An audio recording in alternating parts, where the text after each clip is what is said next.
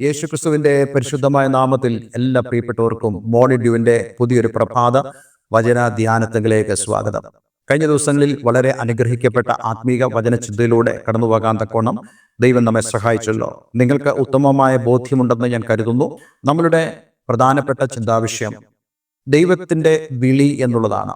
അതായത് ലോക സ്ഥാപനത്തിന് മുമ്പ് മറ്റൊരു ദൈവദാസൻ പറഞ്ഞതുപോലെ വെളിച്ചമുണ്ടാകട്ടെ എന്ന് ദൈവം പറയുന്നതിന് മുമ്പ് തന്നെ ദൈവം നമ്മെ കണ്ടിരുന്നുവെന്നും നമ്മെ വിളിച്ചുവെന്നും നമ്മെ മുൻ നിയമിച്ചു എന്നും നമ്മൾ ഗ്രഹിച്ചറിഞ്ഞ ഇപ്പോൾ കർത്താവായ യേശുക്രിസ്തുവിന്റെ ആ വിളി നമ്മുടെ മേൽ കടന്നു വന്നിട്ട് അവൻ നമ്മെ നീതീകരിച്ച് ഇനി അടുത്തതായിട്ട് തേജസ് കണത്തിലേക്ക് നമ്മെ നയിക്കുന്നു എന്നുള്ള വസ്തുത നമ്മൾ തിരിച്ചറിഞ്ഞ ഈ ഭൂമിയിലെ നമ്മുടെ ജീവിതത്തിൽ ദൈവത്തിന്റെ ഉദ്ദേശം തിരിച്ചറിഞ്ഞുള്ള ജീവിതത്തിന് നമ്മൾ പ്രാധാന്യം കൊടുക്കണം എന്നുള്ളതാണ് നമ്മുടെ സന്ദേശത്തിന്റെ പ്രധാനപ്പെട്ട ആ ലക്ഷ്യം എന്ന് പറയുന്നത്. തീർച്ചയായിട്ടും ഇപ്രകാരമുള്ള ആ ഒരു ലക്ഷ്യത്തിലേക്ക് നിങ്ങൾക്ക് കടന്നു വരാൻ കഴിഞ്ഞെങ്കിൽ ഈ സന്ദേശം ഒരു വിജയമായി തീർന്നുവെന്ന് ഞാൻ പൂർണ്ണമായും വിശ്വസിക്കുന്നു. കഴിഞ്ഞ ദിവസം നമ്മൾ വായിച്ചത് റോമാലേഖനം 8-ാം അധ്യായം അതിന്റെ 28-ാമത്തെ വാക്യമായിരുന്നല്ലോ. ആ വാക്യത്തെ തന്നെ നിന്നുകൊണ്ടാണ് ഇന്ന് ഞാൻ സംസാരിക്കാൻ ആഗ്രഹിക്കുന്നത്. എന്നാൽ ദൈവത്തെ സ്നേഹിക്കുന്നവർക്ക് നിർണയപ്രകാരം വിളിക്കപ്പെട്ടവർക്ക് തന്നെ സകലവും നന്മയ്ക്കായി കൂടി വ്യാപരിക്കുന്നു എന്ന് നാം അറിയുന്നു. നാം അറിയുന്നതായ ഒരു കാര്യം, നമ്മൾ അനുഭവിക്കുന്നതായ കാര്യം. ഇത് അപ്പോസ്തലനായ പൗലോസ് പറയുമ്പോൾ താൻ റോമിലുള്ള ആളുകളോടാണ് പറയുന്നത്. അപ്പോൾ റോമിലുള്ള ആളുകൾക്കും ഇതേ ഒരു അനുഭവമുണ്ട്. തങ്ങളുടെ ജീവിതത്തിൽ സംഭവിക്കുന്നതായ കാര്യങ്ങൾ, ഈ സംഭവിക്കുന്ന കാര്യങ്ങൾ എന്ന് പറയുമ്പോൾ അത് വളരെയധികം പ്രയാസമുളവാക്കുന്നതായ കാര്യമാണ്. ഞാൻ എൻ്റെ ജീവിതത്തിലൂടെയും അല്ല മറ്റുള്ളവരുടെ ജീവിതത്തെ കാണുക വഴിയും മനസ്സിലാക്കിയ ഒരു പ്രധാനപ്പെട്ട കാര്യം, ലോകത്തിൽ ഏറ്റവും അധികം പ്രശ്നങ്ങൾ നേരിടുന്നതായ ഒരു കൂട്ടം ജനമുണ്ടെങ്കിൽ അത് ദൈവത്തെ സ്നേഹിക്കുന്നതായ, ദൈവത്താൽ സ്നേഹിക്കപ്പെട്ടതായ, ദൈവത്തിൻ്റെ നിർണയപ്രകാരം വിളിക്കപ്പെട്ടതായ ആളുകളാണ്. അവരാണ് ലോകത്തിൽ ഏറ്റവും അധികം പ്രതികൂലങ്ങളെ അനുഭവിക്കുന്നവരായ ആളുകൾ, ഫേസ് ചെയ്യുന്നവരായ ആളുകൾ. ഇത് ഞാൻ വെറുതെ പറയുന്നല്ല, അനുഭവത്തിലൂടെയും മറ്റുള്ളവരുടെ ജീവിതത്തിൽ കാണുന്നതിലൂടെയും അറിയുന്ന ഒരു കാര്യമാണ്. പലപ്പോഴും പല ആളുകളും പറയാറുണ്ട്, ഇങ്ങനെയുള്ള കാര്യങ്ങളൊന്നും നമ്മൾ പൊതുവായി പറയരുത്, അപ്പോൾ മറ്റുള്ളവർ വിശ്വാസത്തിലേക്ക് അല്ലെങ്കിൽ കർത്താവ് യേശുക്രിസ്തുവിലേക്ക് വരുന്നതിന് അതൊരു ബുദ്ധിമുട്ടായി മാറുമെന്നുള്ളത്. പക്ഷേ പ്രതികൂലങ്ങൾ വരുന്നത് കൊണ്ടും പ്രതികൂലങ്ങൾ സംഭവിക്കുന്നതുകൊണ്ടും ഒരാൾക്കും ബുദ്ധിമുട്ട് തോന്നേണ്ട കാര്യം ക്രൈസ്തവ മാർഗത്തിലില്ല എന്നുള്ളതും ഞാനിവിടെ അസന്നിഗ്ധമായി നിങ്ങൾ പറയാൻ ആഗ്രഹിക്കുന്നു. കാരണം ഇവിടുത്തെ ഏറ്റവും വലിയ ഒരു പ്രയോജനം അല്ലെങ്കിൽ നന്മ, അനുഗ്രഹം എന്ന് പറയുന്നത് ലോകാവസാനത്തോളം എല്ലാ നാളും ഞാൻ നിങ്ങളോട് കൂടെ ഉണ്ട് എന്നുള്ളതായ ആ കർത്താവിന്റെ വാഗ്ദത്തമാണ്. പ്രതികൂലങ്ങൾ ജീവിതത്തിൽ ഉള്ളപ്പോഴും നമുക്ക് ലഭിക്കുന്നതായ കോൺഫിഡൻസ്, ആശ്വാസം, ധൈര്യം എന്ന് പറയുന്നത് കർത്താവ് കൂടെ ഉണ്ട് എന്നുള്ളതാണ്. ഞാൻ നിങ്ങളോട് ചോദിക്കട്ടെ, ഒരു കുട്ടി അവന്റെ ഭവനത്തിൽ അവന്റെ അപ്പനോടും അമ്മയോടും കൂടെ ആയിരിക്കുമ്പോൾ വലിയ മഴയെ അവൻ പേടിക്കുമോ? വലിയ ഇടിമുഴക്കത്തെ അവൻ ഭയപ്പെടുമോ? പക്ഷെ അവൻ ഒറ്റയ്ക്ക് ഇരിക്കുമ്പോൾ അവനെല്ലാം ഭയമാണ്. പക്ഷെ അവന്റെ മാതാപിതാക്കൾ അവനോടുകൂടെ ഇരിക്കുന്നത് അത് അറിയുമ്പോൾ, അനുഭവിക്കുമ്പോൾ അവൻ ഈ വലിയ ഇടിമുഴക്കത്തെയോ അല്ലെങ്കിൽ വലിയൊരു മഴയോ വലിയൊരു ഭൂകമ്പത്തെയോ അവൻ പേടിക്കുകയില്ല. കാരണം അവന്റെ ആ പേരൻസ് അവനോട് കൂടെയുണ്ട്. എൻ്റെ ഒരു അധ്യാപകൻ ഒരിക്കൽ തൻ്റെ പ്രഭാഷണത്തിൽ പറഞ്ഞതായ ഒരു കാര്യം ഇപ്പോഴും എൻ്റെ ഹൃദയത്തിലുണ്ട്. അദ്ദേഹം ഇങ്ങനെയാണ് പറഞ്ഞത്: ഒരു കുട്ടിയെ എവറസ്റ്റ് കൊടുമുടിയുടെ മുകളിൽ കൊണ്ടുപോയി ഒരു പിതാവ് നിർത്തി. എന്നിട്ട് താഴെ നിന്നുകൊണ്ട് ആ പിതാവ് ആ പൈതലിനോട് പറയുന്നു, മോനെ താഴേക്ക് ചാടിക്കോ എന്ന് പറഞ്ഞാൽ ആ കുട്ടി തീർച്ചയായിട്ടും ചാടും. കാരണം ആ കുട്ടിക്കറിയാം, എൻ്റെ പിതാവാണ് എന്നെ വിളിക്കുന്നത്, എൻ്റെ പിതാവ് വിളിച്ചാൽ എനിക്ക് യാതൊന്നും സംഭവിക്കില്ല. പക്ഷെ അതേസമയം തന്നെ ഈ കുട്ടി വളർന്നു, ഒരു 10-15 വയസ്സിലേക്ക് കടന്നു വന്ന് തൻ്റെ അതേ പിതാവ് ആ എവറസ്റ്റ് കൊടുമുടിയുടെ താഴെ നിന്നുകൊണ്ട് ആ മകനെ വിളിക്കുന്നു, മകനെ ചാടിക്കോ, പപ്പയുടെ കയ്യിലോട്ട് ചാടിക്കോ, നിനക്കൊന്നും സംഭവിക്കില്ല എന്ന് പറഞ്ഞാൽ ആ കുട്ടി ഒരിക്കലും ചാടില്ല. കാരണം അവൻ വളർന്നു വന്നപ്പോൾ അവന്റെ യുക്തിയും അവന്റെ ചിന്തകളും അവൻ ഉപയോഗിക്കാൻ തുടങ്ങി. അതുകൊണ്ട് അവൻ ഒരിക്കലും ചാടുകയില്ല എന്നാണ് അദ്ദേഹം പറഞ്ഞത്. എന്നെ അത് വളരെയധികം ചിന്തിപ്പിക്കാനിടയായി തീർന്നു.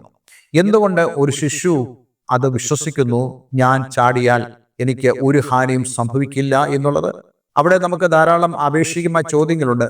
നമ്മൾ ആ ചോദ്യത്തിലേക്കല്ല പോകുന്നത്, മറിച്ച് അവിടെ ഒരു പ്രധാനപ്പെട്ട ആശയം നിങ്ങളോട് പറയാനാണ് ഞാൻ ആഗ്രഹിക്കുന്നത്. ഒരിക്കലും മനുഷ്യനെയും ദൈവത്തെയും തമ്മിൽ കമ്പയർ ചെയ്യുവാൻ സാധിക്കില്ല.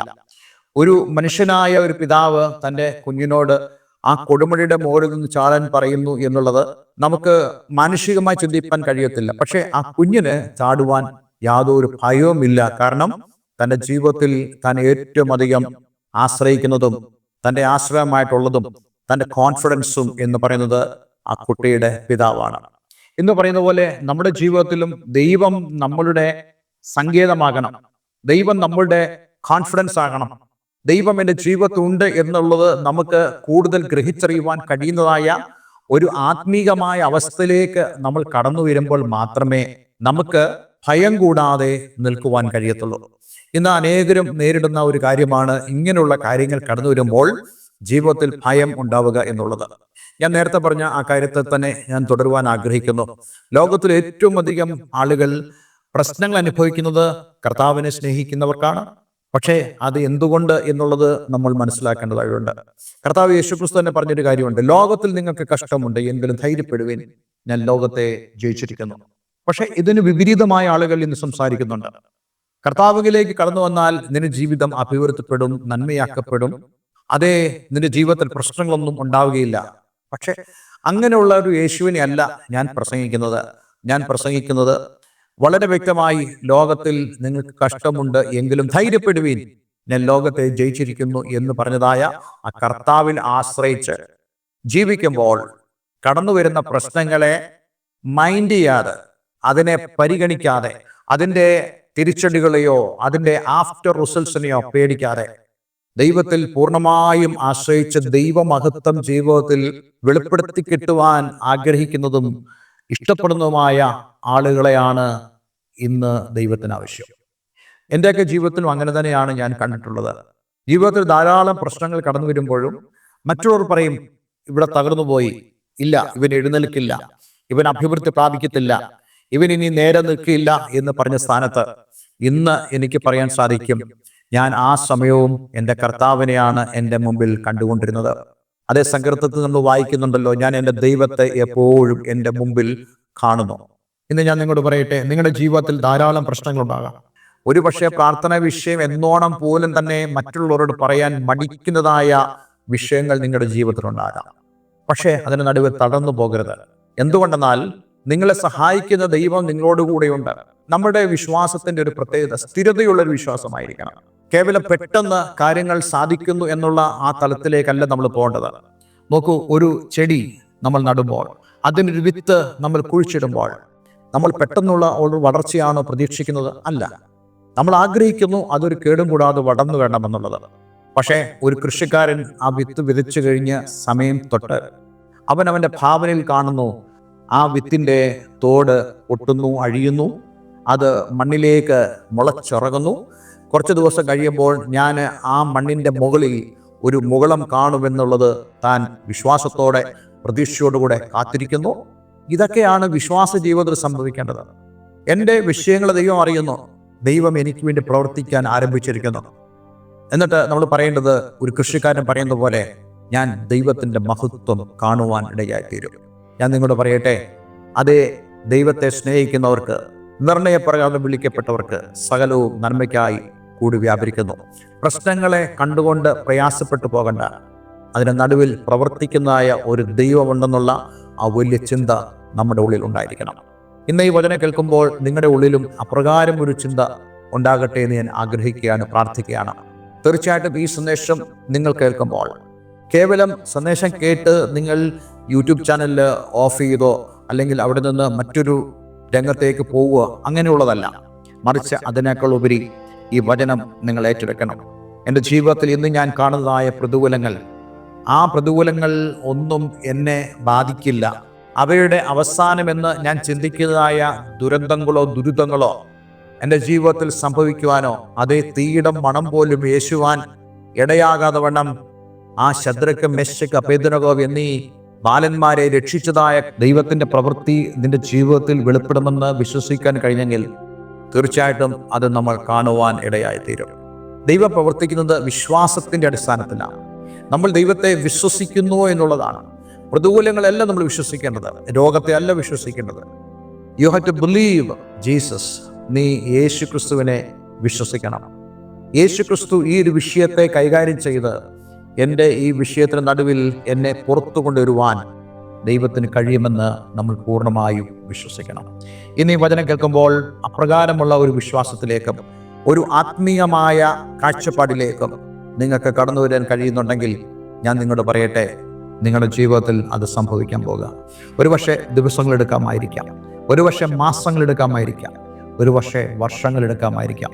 അല്പം താമസിച്ചു എന്ന് നിനക്ക് തോന്നിയാൽ പോലും അത് താമസമല്ല, മറിച്ച് ഏറ്റവും ഉചിതമായി ദൈവം നിനക്ക് വേണ്ടി പ്രവർത്തിക്കുമെന്ന് പൂർണ്ണമായും വിശ്വസിക്കണം. ഞാൻ ഈ സമയത്ത് ഈ സന്ദേശം ഇവിടെ നിർത്തുക. നമ്മൾ അടുത്ത ദിവസം കൂടുതൽ ആഴങ്ങളിലേക്ക് ഈ സന്ദേശത്തെ നമ്മൾ കൊണ്ടുപോകുന്നതാണ്. പക്ഷെ ഇന്ന് നിങ്ങൾ നേരിടുന്നതായ ബുദ്ധിമുട്ടുകളുടെ നടുവിൽ പ്രയാസപ്പെട്ടു പോകണ്ട. മറിച്ച് നമ്മൾ പ്രശ്നത്തെ വർണ്ണിക്കാനോ പ്രശ്നത്തെ നോക്കുവാനോ പ്രശ്നത്തിന് മുമ്പിൽ തുറച്ചു നോക്കി നിൽക്കാനല്ല ദൈവം നമ്മളെക്കുറിച്ച് ആഗ്രഹിക്കുന്നത്. മറിച്ച് അതിന് നടുവിൽ ദാനിയേൽ ചെയ്തതുപോലെ, അതേ മറ്റു ദൈവദാസന്മാർ ചെയ്തതുപോലെ ദൈവത്തെ സ്തുതിക്കുവാനും ആരാധിക്കുവാനും ദൈവത്തെ മഹത്വപ്പെടുത്തുവാനും സാധാരണ പോലെ ഒരു ക്രിസ്തീയ ജീവിതം നമുക്ക് നയിപ്പാൻ കഴിയുന്നുണ്ടെങ്കിൽ നമ്മൾ പ്രതീക്ഷിക്കാത്ത സമയത്ത് അതേ ദൈവത്തിന് തക്ക സമയമെന്ന വിശുദ്ധ വേദപുസ്തകം പറയുന്ന പോലെ, അതുകൊണ്ട് അവൻ നിങ്ങളെ തക്ക സമയത്ത് ഉയർത്തേണ്ടതിന് വേണ്ടി അവൻ്റെ ബലമുള്ള കൈക്കീഴെ താണിരിക്കും.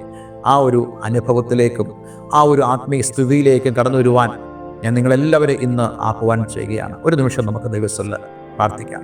സ്വർഗീയ പിതാവേ, എന്ന് ഞങ്ങളെ കേൾപ്പിച്ച വളരെ അനുഗ്രഹിക്കപ്പെട്ട സന്ദേശത്തിനായി സ്തോത്രം. പലപ്പോഴും ഞങ്ങളുടെ ദൈവത്തിൽ വിശ്വസിക്കാതെ പോകുന്നതായ അവസരങ്ങളുണ്ട്. ഞങ്ങൾ പലപ്പോഴും ദൈവത്തേക്കാൾ ഉപരി പ്രതികൂലങ്ങളെ കാണുന്നതായ അനുഭവങ്ങൾ ഞങ്ങളുടെ ജീവിതത്തിലുണ്ട്. അതിൽ നിന്നെല്ലാം ഒരു വിടുതൽ ഇന്ന് ഞങ്ങൾക്ക് നൽകുമാറാകണമെന്ന് പ്രാർത്ഥിക്കുന്നു. ഈ വചനം കേൾക്കുന്ന ഏവരെയും ഞാൻ യേശുവിൻ്റെ നാമത്തിൽ അനുഗ്രഹിക്കുന്നു.